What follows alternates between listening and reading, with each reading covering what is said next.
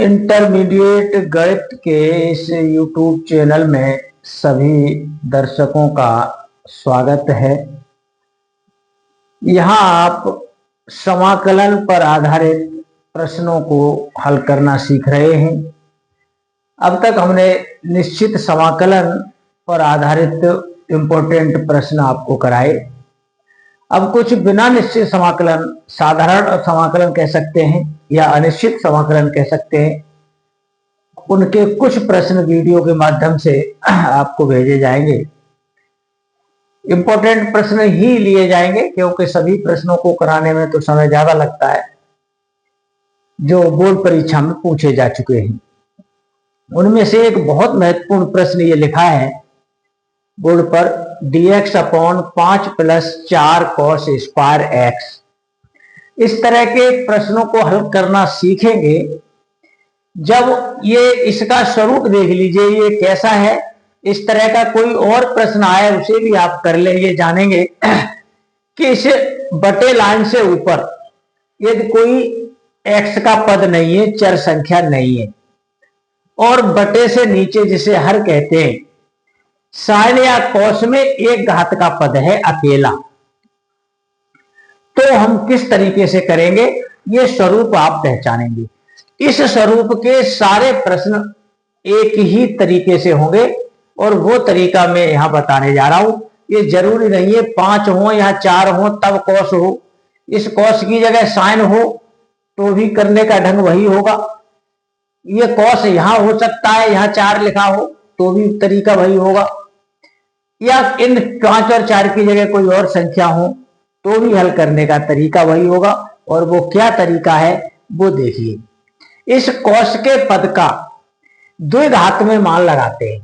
Cos के कई मान होते हैं, उनमें से एक मान 2 cos स्क्वायर x/2 - 1, इसका एक मान साइन में भी होता है, ये भी लगा सकते हैं आप। तो cos x का ये मान हमने लगा दिया है, आप इस मान को भी लगा सकते हैं। तो ये मान हमने cos x की जगह द्विघात में बदल दिया। इस x की जगह x/2 हो जाता है और cos की जगह स्क्वायर लग जाता है, दूना होके -1 होता है। यदि यार 2x होता तो ये /2 नहीं होता, 2 cos स्क्वायर x -1 होता। ये स्टेप आपको समझना होगा। इस एक घात को द्विघात में बना लिया। अब इस 4 का यहाँ गुणा कर दिया, 4 दूनी 8 हो गई, और इस 4 का 1 में भी गुणा किया तो -4 हो गई। 5 में से ये 4 घट के जो 1 आया, ये 8 cos स्क्वायर x/2 ये यहां पर लिखे गए हैं। अब ये द्विघात स्वरूप आ गया। यहां से भी कोई प्रश्न पूछा जा सकता है, जरूरी नहीं है यही हो। यहां से कोई भी प्रश्न इस तरीके का पूछा जा सकता है। इसका स्वरूप देख लीजिए क्या है। ये dx अकेला है और नीचे बटे में cos द्विघात में है। जब भी बटे में द्विघात में cos हो या द्विघात में साइन हो या दोनों हो, अथवा साइन cos का गुणा हो, ये 3 स्थितियां हो या इन 3 में से कोई सी 2 हो या तीनों हो, तब यहां से सबका एक ही रास्ता है और वो है cos स्क्वायर का भाग, cos स्क्वायर x/2 का भाग। ये भाग हर पद में दिया जाएगा। नीचे जो द्विघात आ जाता है cos में, इसका भाग लगाते हैं। यदि यह साइन में द्विघात आएगा तो भी भाग cos स्क्वायर का ही लगाएंगे। तो इस cos स्क्वायर का जब भाग लगाएंगे तो क्या परिवर्तन आएगा ये देख लीजिए। भाग कब लगाते हैं हमेशा ध्यान रखिए, dx अकेला हो, अचर हो या उसका गुणांक अचर हो, यानी कोई x का पद न हो, और बटे में 2 घात में cos हो, अकेला पद हो cos का तो भी यही काम करेंगे। एक पद cos स्क्वायर का हो, एक साइन स्क्वायर का हो तो भी यही करेंगे। साइन cos का गुणा हो तो भी यही काम करेंगे। cos स्क्वायर का भाग लगाएंगे, भाग अंश में भी लगेगा और हर के हर पद में लगेगा। ऊपर यह dx का गुणांक 1 है तो इस 1 में भाग लगाएंगे cos स्क्वायर का तो sec हो जाता है।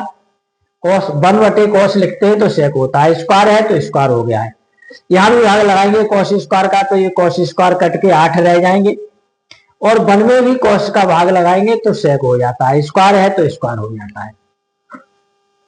तो इस नीचे वाले sec स्क्वायर को 1 + tan स्क्वायर ये जानते ही इस सेक स्क्वायर थीटा को 1 प्लस टेन स्क्वायर थीटा की तरह से लिख लिया। ये 8 और 1 9 हो गए। ये 8 9 जो है 3 का स्क्वायर होता है, और ये 10x को हम यहां t मानेंगे। इस तरह के प्रश्न पीछे कर चुके हैं। 10x/2 बराबर t मान के इसका अवकलन करेंगे सेक स्क्वायर x/2, x/2 का फिर अवकलन करेंगे 1/2 dx इक्वल टू dt। इस 2 को उधर स्थानांतरित कर देंगे dx, ये 2 इधर पहुंच गए 2 dt। ये मान यहां सेक स्क्वायर x/2 dx का यहां लग जाएगा, इसी को प्रतिस्थापन कहते हैं। तो ये सेक स्क्वायर x/2 dx का मान ये 2 dt लग गया। 9 को लिख दिया 3 स्क्वायर, और 10x/2 को t माना था, तो ये हो गया t स्क्वायर। ये 2 जो है अचर संख्या है, बाहर आ गई। ये अब ये 2 को ऐसे मान लो ये 2 नहीं है, ये बाहर निकल आए।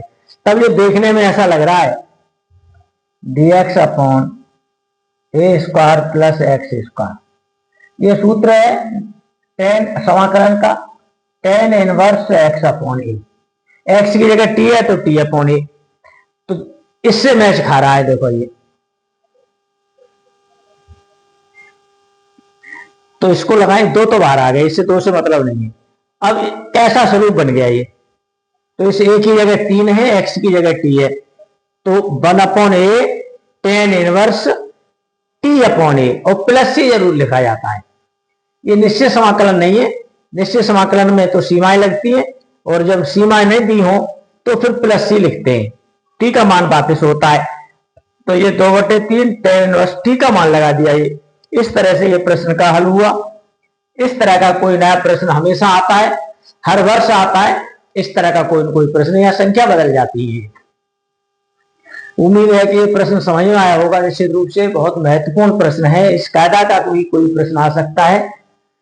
तो यदि कुछ आपको ये समझ में आया है तो आप लाइक कर दीजिए वीडियो को, और पहली बार देख रहे हैं तो चैनल को भी सब्सक्राइब कर दीजिए।